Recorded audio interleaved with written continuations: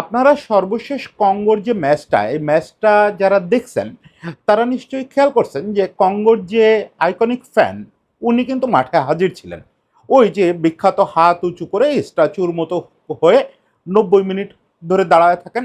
ভদ্রলোকের ডাক নাম হচ্ছে লুমুম্বা ভিয়া, মানে ছোট লুমুম্বা। কে এই লুমুম্বা ভিয়া? কেন তারা নিয়ে এই হইচই হচ্ছে? কেন উনি প্রথম ম্যাচে ভিসার জন্য এই মাঠে থাকতে পারেন নাই? কেন তাকে দীর্ঘদিন ধরে মাঠে এরকম 90 মিনিট স্ট্যাচু হয়ে দাঁড়ায় থাকতে দেখা যায়? বিরল কিছু মুহূর্তে কেন উনি নিজের কপালে বন্দুক ধরার মতো একটা কাজ করেন? কেন রাষ্ট্র হিসাবে কঙ্গো নাকে ফুটবলের প্রতীকের মতো করে বিচার করে? কেন? এই প্রশ্নটা এবার বিশ্বকাপের সবচেয়ে গুরুত্বপূর্ণ প্রশ্ন। শুধু কঙ্গোর এই ফ্যানকে নিয়ে প্রশ্ন হচ্ছে তা না, অনেক প্রশ্ন হচ্ছে। হাইতির যে জার্সিটা করা হয়েছিল প্রথমে, সেই জার্সিতে একটা যুদ্ধের দৃশ্য ছিল। কোনো নৃশংস দৃশ্য না, স্রেফ একটা পাহাড়ের উপরে পতাকা ওড়ানো হচ্ছে। এই দৃশ্যটা ফিফা মুছে ফেলতে বলল। সঙ্গে সঙ্গে তরুণরা, আমরা যারা জানি না, সেই বৃদ্ধরাও আমরা জিজ্ঞেস করলাম, কেন ভাই, এই দৃশ্যটার সমস্যা কি? এই প্রশ্নগুলো করতে গিয়ে অনেক কিছু বের হয়ে আসতেছে।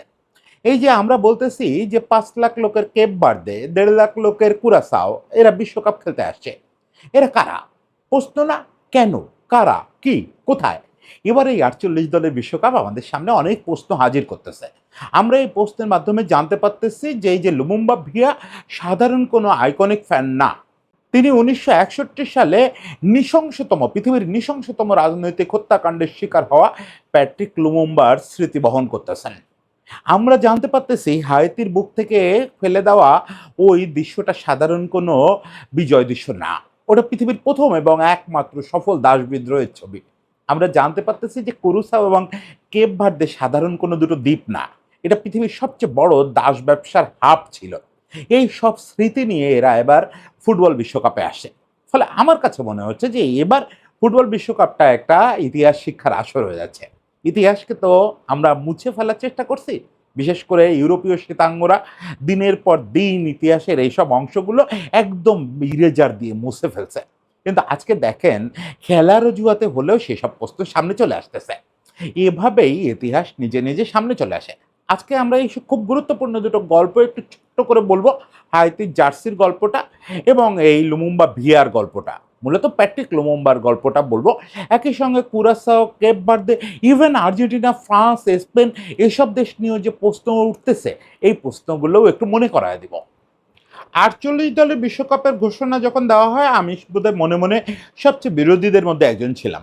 বহুবার বলছিও যে 48 দলের বিশ্বকাপটা একটা ফুটবলীয় খারাপ জিনিস হচ্ছে। প্রথমত ফুটবলীয় অর্থে এটা ভুল প্রমাণিত হয়েছে। আমি ভুল প্রমাণিত হয়েছি। আরও অনেক ক্রিটিক ভুল প্রমাণিত হয়েছেন। দেখা যাচ্ছে যে 48 দলের বিশ্বকাপ যথেষ্ট জমজমাট হচ্ছে। সো কল্ড ছোট দলগুলো দুর্দান্ত পারফরমেন্স উপহার দিচ্ছে। ফলে ফুটবলীয় অর্থেও এটা ভালো জিনিস। কিন্তু সবচেয়ে ভালো জিনিস সাংস্কৃতিক অর্থে, ইতিহাসের প্রশ্ন তোলার অর্থে।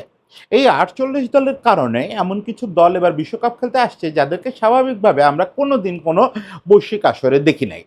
দেখি নাই বলেই এই দেশগুলোর এইসব ব্যাপারে এই না বলা ইতিহাসগুলো এই প্রথম বিশ্বের সামনে সরাসরি এসে হাজির হচ্ছে। হ্যাঁ, একাডেমিকরা বা হিস্টোরিয়ানরা এগুলো জানতেন। এমন না যে এগুলো একদম বারমুডা ট্রায়াঙ্গেলের রহস্যের মতো, তা না। ছিল, এগুলো গোপন স্রোতের মতো ছিল। কিন্তু আজকের এই রিলের জামানা, আজকে সোশ্যাল মিডিয়ার জামানা, আজকে নেটফ্লিক্সের জামানা। এখন তো নেটফ্লিক্স যা দেখায় তার বাইরে কোনো ইতিহাস নাই। এখন তো ফেসবুকে যা লেখা হয় না তার বাইরে কোনো ইতিহাস নাই। ফলে এই সময় এই কোশ্চেনগুলো নিয়ে এই দলগুলোর সমর্থকরা হাজির হচ্ছেন বা এই দলগুলোর প্রতীকগুলো হাজির হচ্ছে। ফলে তরুণরা ওই প্রশ্নটা জিজ্ঞেস করতেছেন, কেন রে ভাই, এই লোকটা কে?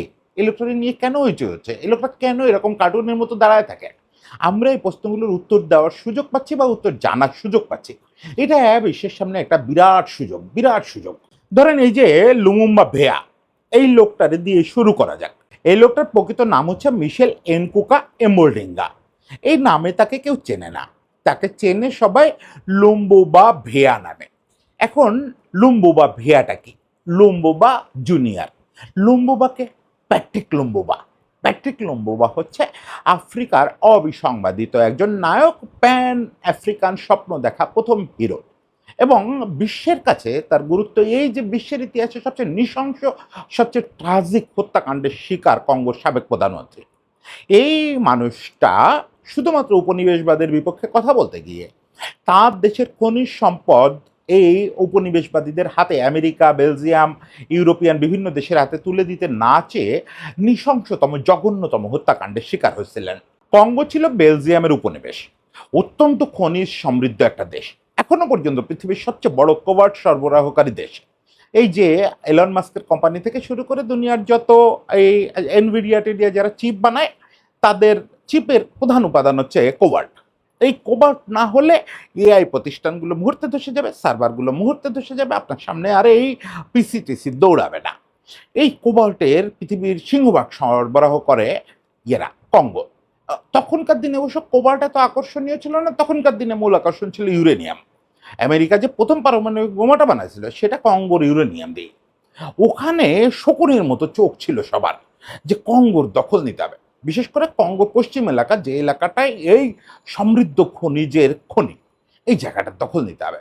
এই জন্য বেলজিয়াম 1960 সাল পর্যন্ত দখলটা ছাড়ে নাই। 1960 সালে অনেকটা বাধ্য হয়ে দ্বিতীয় বিশ্বযুদ্ধোত্তর পরিস্থিতিতে তো প্রায় সবাই উপনিবেশ গোটাতে বাধ্য হলো। ফিজিক্যাল উপনিবেশটা সবাই গোটায় ফেললো, সেনাবাহিনী ওখান থেকে সরায় নিল, বললো যে আমরা তোমাদের স্বাধীনতা গিফট করতেছি, এমন একটা ভাব যে খুব দরদ দেখায় দিচ্ছে, আসলে বাধ্য হচ্ছিল। দ্বিতীয় বিশ্বযুদ্ধের পরে যে রিসেশন হলো, ওই সময় আর তারা উপনিবেশ চালাতে পারতেছিল না।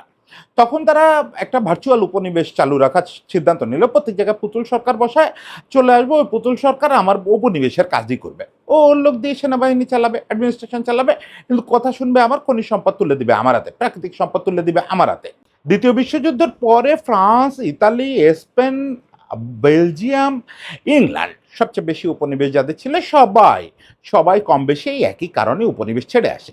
কেউ কোনো ভদ্রতার কারণে ছেড়ে আসে নাই, এবং অনেক জায়গায় আবার যুদ্ধে হেরে ছেড়ে আসছে।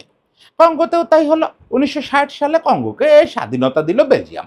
স্বাধীনতা কি দেওয়ার জিনিস নাকি? স্বাধীনতা তো পাওয়ার জিনিস। স্বাধীনতা কঙ্গো পাইল। ওই যে স্বাধীনতার যে অনুষ্ঠানটা, ওই অনুষ্ঠানে কঙ্গোর প্রথম নির্বাচিত প্রধানমন্ত্রী প্যাট্রিক লুমুম্বা উপস্থিত ছিলেন। উপস্থিত ছিলেন বেলজিয়ামের রাজা। বেলজিয়ামের রাজা ওখানে গালবরা একটা বক্তৃতা দিলেন। তিনি বললেন যে উপনিবেশবাদ পৃথিবীকে কিভাবে শিক্ষিত করছে। এটা কিন্তু হোয়াইট হিস্টোরিয়ানরা চিরকাল বলার চেষ্টা করছে। পৃথিবীরে এনলাইটেন করছে উপনিবেশবাদ, পৃথিবীতে রে পড়াশোনা শিখাইছে, এমন একটা ভাবে সব জায়গায় পড়াশোনা ছিল না। ছিল রে ভাই, তোদের মতো ছিল না, আমাদের মতো ছিল। আমাদের শিক্ষা আমাদের মতো ছিল, প্রাচ্যের শিক্ষা প্রাচ্যের মতো ছিল, এশিয়ার শিক্ষা এশিয়ার মতো ছিল। আফ্রিকানরা ইংরেজি জানতো না, তাদের কি যায় আসতো? এখনো তো ইউরোপিয়ানরা আফ্রিকান জানে না, বাংলা জানে না, তাতে কি যায় আসে? আমার শিক্ষাটা ঠিক কিনা, আমার শিক্ষাটা যোগ্য কিনা, ওটা আফ্রিকায়ও ছিল, এশিয়ায়ও ছিল, বরং ইউরোপের চেয়ে বেশিই ছিল। যাই হোক, ওই তর্কে এখন আবার না যায়, ওটা প্রতিষ্ঠিত কথা যে এটা ইউরোপিয়ানদের একটা মিথ্যা কথা। সেই মিথ্যা কথাটাই ওখানে বেলজিয়ামের রাজা বললেন যে এইভাবে কঙ্গোরে উপকৃত করছে বেলজিয়াম, এবং এখন অনুগ্রহ করে কঙ্গোকে স্বাধীনতা দিয়ে যাচ্ছে। এরপরে অনির্ধারিত বক্তৃতা দিলেন প্যাট্রিক লুমুম্বা।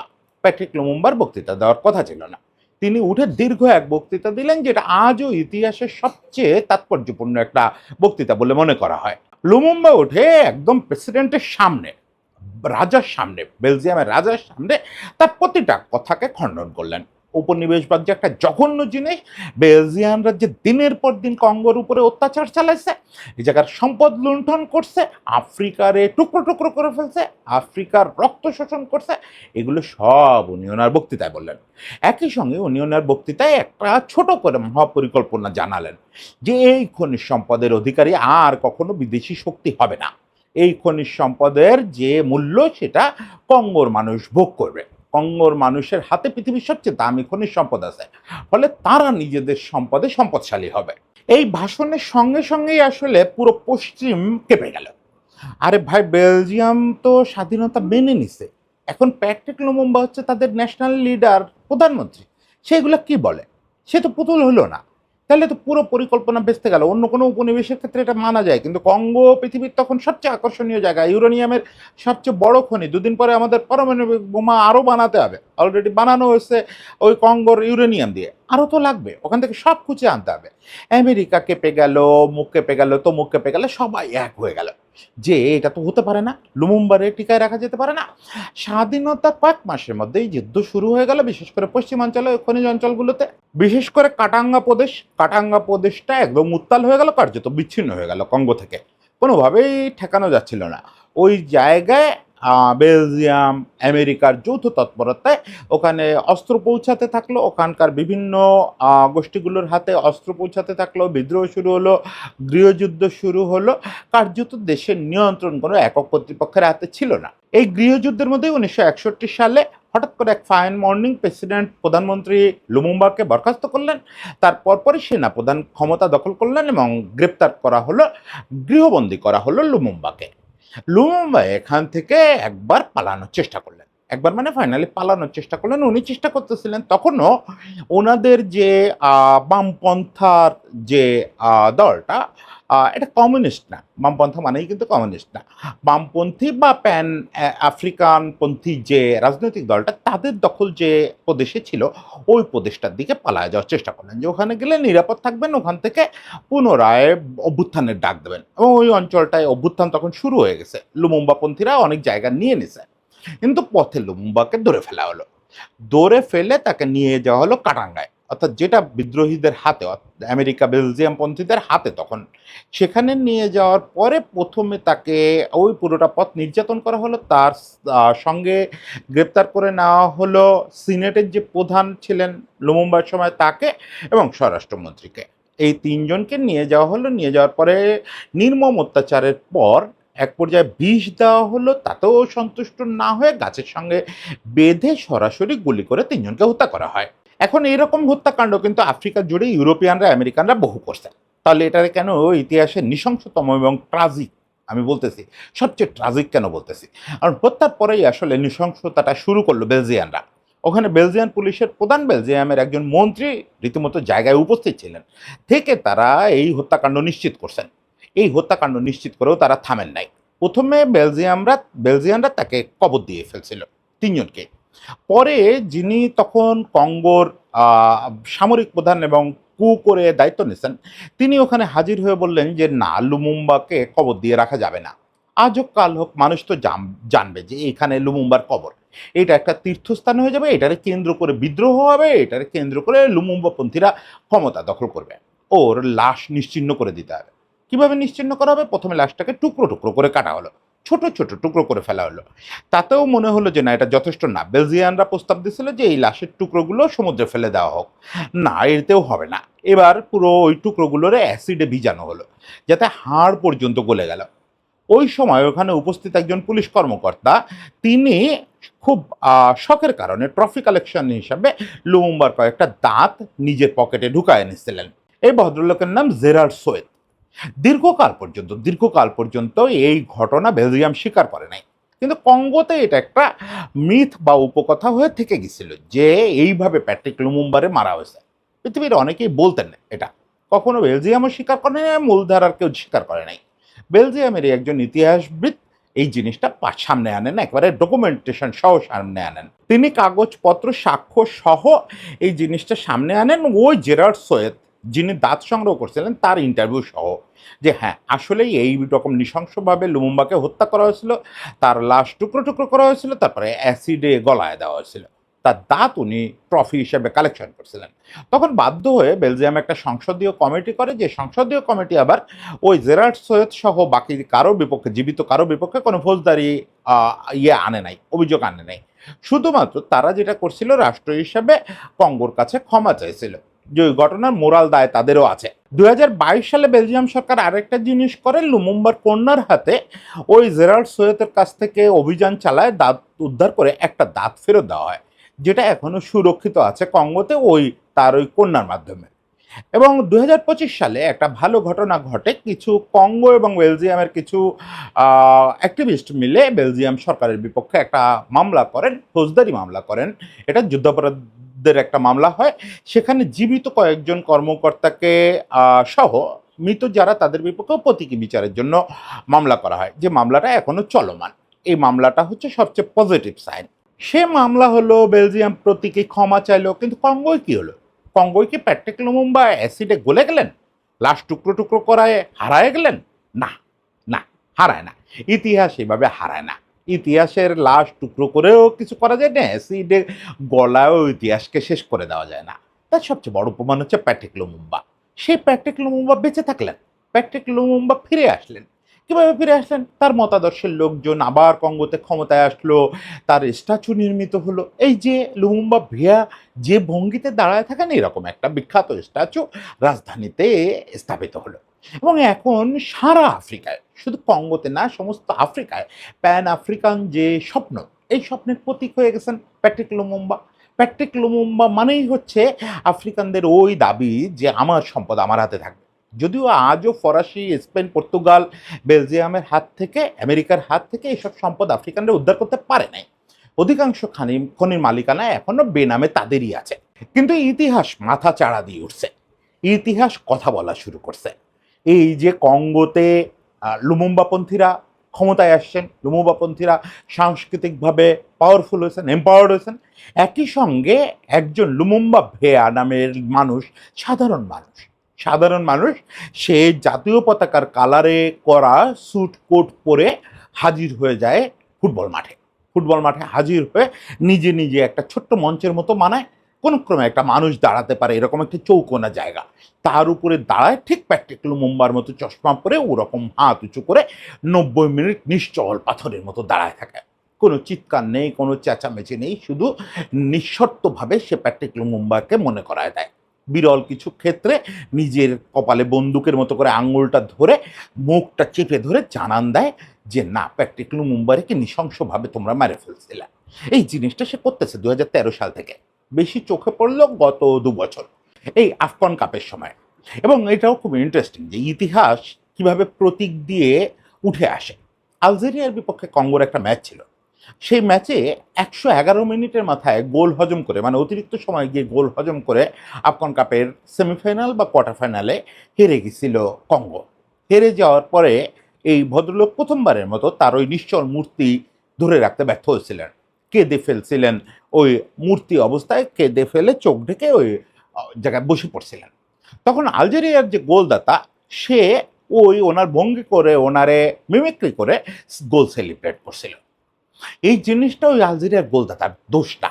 ও জানে না যে কি এই লোকটা। সে ভাবছে 8-10টা ফ্যানের মতো সারা পৃথিবীতে সুপার ফ্যানরা আছে না, সে সুপার ফ্যানরা মিমিক্রি করছে। কিন্তু ব্যাপারটা কঙ্গো খুব নোটিশে নিচ্ছে, তারা সঙ্গে সঙ্গে আলজেরিয়ার দলকে জানাইছে যে দেখো এটা এই হিস্ট্রিটা হচ্ছে এই। ওই লোকটা যে যায়, ওই লোকটা ব্যক্তিগত উদ্যোগে যায়, কিন্তু সে আমাদের রাষ্ট্রীয় একটা সম্পদ, সে আমাদের ইতিহাসের কথা বলে। তোমরা আলজেরিয়ানরা তো এই আফ্রিকান, তোমরা এরকম অবমাননা করতে পারো না। সঙ্গে সঙ্গে কঙ্গোর ম্যানেজমেন্ট, আলজেরিয়ার ম্যানেজমেন্ট, আলজেরিয়ার সরকার টনক নড়ে।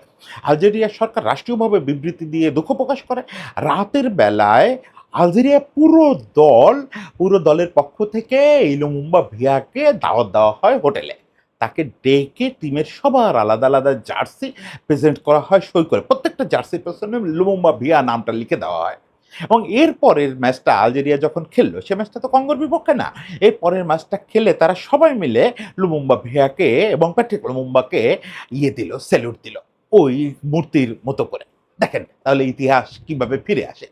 একজন সুপার ফ্যান, একজন আইকন ফ্যান, সে লুমুম্বার প্রতীক হয়ে মাঠে আসেন, সেটা দিয়ে পুরো আলজেরিয়া জানলো। আজকে যখন বিশ্বকাপের ভিসা পেলেন না এই লোকটা, নানা অজুহাতে, কখনো বলার অজুহাত দেওয়া হলো শুরুতে, কখনো বলা হলো যে না কঙ্গোর উপর ভিসা নিষেধাজ্ঞা আছে, নানা কারণে তারে প্রেসিডেন্টের চিঠি থাকা সত্ত্বেও তাকে দলের সদস্য হিসাবে প্রেসিডেন্টের চিঠি দেওয়া হয়েছে, তারপরেও ভিসা দেওয়া হয়েছিল না। সারা পৃথিবী নড়ে চড়ে উঠলো। তারাও আলজেরিয়ানদের মতো জিজ্ঞেস করলো কে এই লোক, কেন তারা নিয়ে এত হইচই হচ্ছে। এই যে প্রশ্নের উত্তর পাওয়া শুরু হলো, মানে ইতিহাস ফিরে আসলো। ইতিহাস নিজে নিজে কথা বলা শুরু করলো। বেলজিয়ানরা অ্যাসিড দিয়ে ইতিহাসকে মারতে পারে নাই, প্যাট্রিক লুমুম্বাকে গলাইতে পারে নাই। ইতিহাস এভাবে ফিরে আসে। আবার দেখেন হাইতির ঘটনাটা দেখেন। 1942 সালে হাইতি হচ্ছে কলম্বাস হাইতিতে পৌঁছেছিলেন, মানে ক্যারিবিয়ান অঞ্চলে। তারপর থেকে হাইতি ইউরোপিয়ানদের দখলে ছিল। মূলত হাইতির এই অংশটা ছিল হচ্ছে ফ্রান্সের দখলে। তারা এটার নাম দিয়েছিল সেন্ট ডোমিঙ্গো। এই জায়গায় 1791 সালে শুরু হয় দাস বিদ্রোহ। হাইতির অধিকাংশ মানুষ, এখানে বিভিন্ন জায়গা থেকে দাসদের এনে রাখা হয়েছিল, তারা সশস্ত্র বিদ্রোহ করে এই ফ্রান্সের সামরিক বাহিনীর বিপক্ষে। ছোটখাটো দাস বিদ্রোহ সারা পৃথিবীতে টুকটাক হয়েছে, বেশিরভাগই সফলতার কোনো মুখই দেখে নাই। কিন্তু তুষার লোভেরতুর নামে এই দাস নেতার নেতৃত্বে ফ্রান্সের সামরিক বাহিনীর বিপক্ষে চরমভাবে রুখে দাঁড়ালো হাইতির দাসরা, এবং তারা কৃতদাসসত্তা থেকে উঠে দাঁড়ায়, তারা একেবারে ক্ষমতা দখল করে নিল। লম্বা সময় লাগলো, এর মধ্যে তুসরকে মেরেও ফেলা হলো, কিন্তু দীর্ঘ সময় পরে এসে তারা ফরাসি বাহিনীকে পরাজিত করতে সক্ষম হলো। 1803 সালে ভারতীয়ের যুদ্ধ নামে একটা যুদ্ধ হয়েছিল, সেই যুদ্ধে ফরাসি বাহিনী পরাজয় স্বীকার করে। এই যুদ্ধটার প্রতীকটাই ছিল ওই পতাকাটা পাহাড়ের উপরে পোতা। জাঁ জ্যাক ডেসলিন হচ্ছেন তখন দাস বিদ্রোহের নেতা, যেহেতু তুষরকে আগেই মেরে ফেলা হয়েছে, ডেসলিনের নেতৃত্বে ওই পতাকাটা পোতা হয়েছিল। এই জিনিসটা হাইতির জাতীয় ছবি। আমাদের যেমন ওই রেস কোর্সে আত্মসমর্পণের দৃশ্যটা একটা জাতীয় ছবি, ওদের এটা জাতীয় ছবি। হাইতি বললেই হাইতিয়ানরা এই দৃশ্যটা মনে করে, তারা মনে করে এভাবেই তাদের জন্ম হয়েছে। এখন এই ভারতীয়ের যুদ্ধ, এটা কিন্তু শুধু হাইতির গর্বের ব্যাপার না, সারা পৃথিবীর সমস্ত কালো মানুষদের, দাস মানুষদের, যাদের একসময় আফ্রিকার স্বাধীন মানুষদের ধরে এনে এনে দাস বানানো হয়েছে, অত্যাচার করা হয়েছে, সকলের গর্বের ব্যাপার। কারণ পৃথিবীতে আর কোথাও দাসরা বিদ্রোহ করে ক্ষমতা নিতে পারে নাই, এই একটা জায়গায় পারছে হাইতিতে ভারতীয়ের যুদ্ধ থেকে। ফলে ভারতীয়ের যুদ্ধ সারা পৃথিবীর নির্যাতিত মানুষের, কালো মানুষের, শোষিত মানুষের প্রতীক। সেই প্রতীকটা হাইতি কর্তৃপক্ষ তাদের জার্সিতে ছবির মতো করে ছেপে দিল, যে এটা পরে আমরা বিশ্বকাপ খেলবো। সারা পৃথিবীর লোক ভারতীয়ের যুদ্ধ সবচেয়ে প্রতীকী দৃশ্য, তো এটা তো একাডেমিকদের মুখস্থ, হিস্টোরিয়ানদের মুখস্থ, এই দৃশ্য সবাই দেখবে না। ফিফা গর্জন করে উঠল, এই জার্সিতে এই দৃশ্য রাখা যাবে না। কি যুক্তি? কারণ হচ্ছে ফিফা চার্টারে আছে কোনো রাজনৈতিক ইঙ্গিতবহ ছবি টবি ব্যবহার করা যাবে না। খুবই একটা ধোঁয়াশাপূর্ণ কথা। আমার জাতীয় পতাকাও তো রাজনৈতিক ইঙ্গিতপূর্ণ। আমার জাতীয় পতাকা দেখে পাকিস্তানিরা ব্যথিত হতে পারে না? তাদের ওখানে যুক্তি হচ্ছে যে কোনো আপনার প্রতীক দেখে যদি অন্য কোনো জাতি কষ্ট পায় বা আঘাত ফিল করে, তাহলে সে প্রতীক রাখা যাবে না। এখন পৃথিবীতে স্বাধীনতা যুদ্ধের মাধ্যমে যারা স্বাধীনতা পেয়েছে, তাদের সবার প্রতীকই তো, যাদের কাছ থেকে স্বাধীনতা আদায় করা হয়েছে, তাদের সবাইকে আহত করবে। আমেরিকার পতাকাও যেমন ব্রিটিশদের আহত করবে, আমার পতাকা, আমার জাতীয় সঙ্গীত, আমার জাতীয় স্লোগান, এগুলো পাকিস্তানিদের আহত করবে। এটাই খুবই স্বাভাবিক, এটা একেবারে কমন ফেনোমেনা। তাহলে কি সবাই জাতীয় পতাকা, জাতীয় সঙ্গীত বাদ দিয়ে যাবে? এখন এই জায়গাটা ফিফার পরিষ্কার কোনো ব্যাখ্যা নাই যে কোনটারে তার জাতীয় প্রতীক হিসাবে দেখবে আর কোনটারে রাজনৈতিক ছবি হিসাবে দেখবে। হাইতির তো আর আসলে ওই আর্থিক ক্ষমতা নাই যে এখনই তারা ইউরোপকে বলবে চোখ নামায়া কথা বলো, তারা বাধ্য হয়েছে ছবিটা মুছে ফেলতে। কোনো সমস্যা নাই, লুমুম্বাকেও তো অ্যাসিড দিয়ে গলায় ফেলা হয়েছিল, হাইতিও ছবিটা সরায় নিয়েছে। কিন্তু প্রশ্নটা উঠে গেছে, সবাই কিন্তু এখন জিজ্ঞেস করতেছে যে হাইতির জার্সি থেকে যে ছবিটা সরানো হলো, ওই ছবিটা কিসের ছিল? এই প্রজন্ম তো জানতো না, এই প্রজন্মের জন্য বরং ভালো হয়েছে। আমি তো মনে করি এই যে লুমুম্বা বিয়াকে প্রথমে ভিসা দেওয়া হলো না, বা হাইতির জার্সি থেকে ছবিটা সরাই দেওয়া হলো, very good, very good, very good. হিস্ট্রির জন্য এটা দরকার ছিল। আমি এটা যদি স্বাভাবিকভাবে থাকতো, অধিকাংশ লোক খেয়ালই করতো না। এই লুমুম্বা বিয়া যদি প্রথম ম্যাচ থেকে তার ওই ভঙ্গিতে থেকে যেতেন, এটা 8-10টা আইকনিক ফ্যানের সঙ্গে গোলায় যেত, যে ও তো স্বাভাবিক। কিন্তু ভিসা যেই পায় নাই, সবার প্রশ্নটা তৈরি হয়েছে, কেন ভিসা পেল না, কেন ভিসা পেল না? হাইতির জার্সি থেকে যেই ছবিটা সরে গেছে, সেই সবাই প্রশ্ন করতেছে, তরুণরা প্রশ্ন করতেছে ছবিটা কি ছিল, কেন সরানো হলো, কই দেখি ছবিটা, ছবিটা দেখান তো, এই হাতির যুদ্ধটা কি জিনিস, এটা জানি তো, জানি তো। সারা পৃথিবীর সামনে এখন দরজা ওপেন হয়ে গেছে, সবার হাতে এখন গুগল আছে, সবার হাতে এখন এআই আছে, প্রশ্ন করলেই উত্তর মিলতেছে, পুরো দৃশ্যের বর্ণনা দেখতেছে সবাই, দৃশ্যের বর্ণনা জানতেছে, সবার গা শিউরে উঠতেছে। ইউরোপিয়ানরা, আমেরিকানরা ছি করতেছে যে আমরা এত ছোট ছিলাম। অনেক প্রশ্ন উঠতেছে, অনেক প্রশ্ন উঠতেছে বিশ্বকাপে। এই যে কুরাসাও, কেপ ভার্দে, কেপ ভার্দের কথা তো একদিন বলছি, এরা কারা? এতটুকু এতটুকু দ্বীপ কি করে এরকম ইউরোপ জুড়ে তাদের জনগণ ছড়ায় গেল? এই প্রশ্ন উঠতেছে না? উঠতেছে। জবাব দিতে গিয়ে দেখা গেল যে কুরাসাও আর কেপ ভার্দে দুটো দাস ব্যবসার হাব ছিল। কেপ ভার্দে ছিল সমুদ্রের মাঝখানে একটা দ্বীপপুঞ্জ, যেখানে দাসদের এনে জড়ো করা হতো, দীর্ঘ সময় রেখে তারপরে ওখান থেকে বাছাই করে শক্তিশালীদের আমেরিকায় বা ক্যারিবিয়ান অঞ্চলে আনা হতো। আর কুরাসাও ছিল একেবারে ইউরোপের পেটের মধ্যে একটা কেন্দ্র, ওখানে বাছাই করা দাসদের এনে ইউরোপ আমেরিকার বিভিন্ন জায়গায় সরবরাহ করা হতো। তাহলে এই দেখেন, দুটো ইতিহাস উঠে আসলো দুটো দেশের মাধ্যমে। প্রশ্ন দুটো কিন্তু ছিল, এই এত অল্প মানুষের দেশ কি করে ইউরোপের সব জায়গায় ডায়াসপোরা পেল? ডায়াসপোরা থেকে নানা রকম কোশ্চেন রেজ হচ্ছে যে ডায়াসপোরা, ডায়াসপোরা ব্যাপারটা যে আছে, এটা এক্সিস্ট করে কেন? এই যে ফ্রান্সের তো এমনিতে এক সাদা অধ্যুষিত, তাহলে ফরাসিরা, খেলোয়াড়রা বেশিরভাগ কালো কেন? ফরাসিদের সঙ্গে আফ্রিকার কী রিলেশন? আফ্রিকান বেশিরভাগ লোকেরা কেন ফরাসি পাসপোর্টের অটোমেটিক মালিক হয়? স্প্যানিশদের সঙ্গে আফ্রিকার কী রিলেশন? পর্তুগালের সঙ্গে কী রিলেশন? প্রশ্ন করতে চায় মানুষ, প্রশ্ন করতেছে। এই যে আফ্রিকার ডায়াসপোরা রেভলিউশন, এটা অনেক প্রশ্ন তুলে দিছে যে ডায়াসপোরা ব্যাপারটা কি, কোত্থেকে আসলো, এই লোকগুলো এক জায়গা থেকে আরেক জায়গায় গেল কি করে? এটা কি স্বাভাবিক মাইগ্রেশন ছিল, প্রাকৃতিক মাইগ্রেশন ছিল, দুর্ভিক্ষের কারণে বাড়ি জমেছে, নাকি তাদের ধরে নিয়ে যাওয়া হয়েছিল? কেন কেন কেন এখনো ফরাসি কোম্পানিগুলো আফ্রিকার বেশিরভাগ ওই খনির মালিক? কেন কেন কেন এলন মাস্ককে বারবার বলার পরেও কঙ্গোতে তিনি শিশু শ্রম যে সনদ, ওই সনদে সায় দেন না? কঙ্গোতে ওই সনদ পাশ হতে পারে না, কারণ এলন মাস্কের কোম্পানি হচ্ছে কোবাল্টের সবচেয়ে বড় ক্রেতা। ওখানে শিশু শ্রম বন্ধ হলে ওখান থেকে কোবাল্ট আনা ব্যয় বেড়ে যাবে। সারা পৃথিবীতে কোবাল্ট সবচেয়ে দামি ধাতু, কিন্তু এখনো পর্যন্ত কঙ্গো লোকেদের দৈনিক আয় মাত্র $2, গড় আয় মাত্র $2 মাথাপিছু আয়। এর কারণ হচ্ছে এই খনিগুলোতে এখনো লুটপাট চলতেছে। সাদাদের লুটপাট চলতেছে, মার্কিনীদের লুটপাট চলতেছে। সবগুলো কথা সামনে চলে আসতেছে। এমনকি অনেক জটিল, জটিল প্রশ্ন সামনে আসতেছে, যেগুলোর উত্তর এখন ঐতিহাসিকদের সামলাতে হবে। আমি তো দেখতেছি বিশ্বকাপ দিনকে দিন আরো পলিটিক্যাল হয়ে উঠতেছে, আরো হিস্টোরিক্যাল হয়ে উঠতেছে। আমি সবসময় তাই চাই। মানুষ যে বলে না যে খেলার সঙ্গে ইতিহাস মিলাবেন না, খেলার সঙ্গে রাজনীতি মিলাবেন না, এটা ঘোরতর অন্যায় কথা, ঘোরতর অন্যায় কথা। খেলা একটা রাজনৈতিক জিনিস, খুবই রাজনৈতিক জিনিস। খেলাকে রাজনীতির বাইরে দেওয়ার কোনো সুযোগই নাই। খেলাকে রাজনীতির বাইরে দিলে তো আপনি লাতিন আমেরিকান ফুটবলের অস্তিত্ব পাবেন না। খেলাকে রাজনীতির বাইরে দিলে তো আপনি বার্সেলোনার অস্তিত্ব পাবেন না। দুনিয়ার সব বড়, বড় ঘটনা হচ্ছে রাজনীতি এবং খেলার মিশ্রণ। খেলা রাজনীতির হয়ে কথা বলে। এখন সেই খেলা প্রশ্ন করতেছে যে আর্জেন্টিনা দলে সব সাদা কেন? এই পুরো এলাকা তো কালো অধ্যুষিত ছিল। তাহলে আর্জেন্টিনার কালোরা কোথায়? আমরা তাদের দেখি না কেন? আচ্ছা, এই যে ব্রাজিল পৃথিবীর সবচেয়ে বড় কফি রপ্তানিকারক এবং সবচেয়ে প্রাকৃতিক সমৃদ্ধ দেশ, এত জিডিপি, এই দেশের মানুষ সারা বছর দুর্ভিক্ষ চলে কেন? এত লোক না খেয়ে থাকতেছে কেন? এর সঙ্গে উপনিবেশের সম্পর্ক কি? মানুষ অনেক প্রশ্নের উত্তর খুঁজতেছে, অনেক প্রশ্নের উত্তর খুঁজতেছে ফুটবলের ভেতর দিয়ে। ফুটবলের ভিতর দিয়ে ফুটবল তাদের সামনে প্রশ্নের প্রতীকগুলো হাজির করতেছে। এবং এখনকার যুগ, মানুষ বলে যে এই জেনারেশন জি, জেন আলফা, এরা আগ্রহী কম, কৌতূহলী কম। আমি তো উল্টোটা দেখি। আমি তো সোশ্যাল মিডিয়া খুললে দেখি ওরা প্রশ্ন করতেছে, ওরা প্রশ্ন করতেছে। যত প্রশ্ন তত উত্তর। আমরা চাই এই প্রশ্নটা জারি থাকুক। এই খেলাধুলা জিনিসটাকে তরুণরা শুধু খেলাধুলা হিসেবে না দেখুক। যতক্ষণ 90 মিনিট খেলা দেখবে বিনোদন হিসাবে দেখুক, কিন্তু আশেপাশের ঘটনাগুলোকে প্রশ্ন করতে থাকুক। অনেক বেশি প্রশ্ন করতে থাকুক, তাহলে পৃথিবীর ইতিহাসটা মানুষের সামনে পরিষ্কার হবে। এই পৃথিবীর ইতিহাস লজ্জার ইতিহাস, এই পৃথিবীর ইতিহাস নির্যাতনের ইতিহাস, এই পৃথিবীর ইতিহাস নির্মমতার ইতিহাস। একই সঙ্গে এই পৃথিবীর ইতিহাস গৌরবের ইতিহাস, এই পৃথিবীর ইতিহাস লড়াইয়ের ইতিহাস। এর সবগুলো মানুষকে জানতে হবে। কি হয়েছে এটা জানতে হবে। সেটা জানার একটা বড় উপায় হচ্ছে খেলা। সেই জন্যই আজকে বিশ্বকাপ সফল। অলরেডি এই 2026 বিশ্বকাপ সফল। তবে আয়োজকদের মুখে চুনকালি দিয়ে সফল। এই হচ্ছে সফলতার সংজ্ঞা। সবাই ভালো থাকবেন। সবার জন্য শুভেচ্ছা।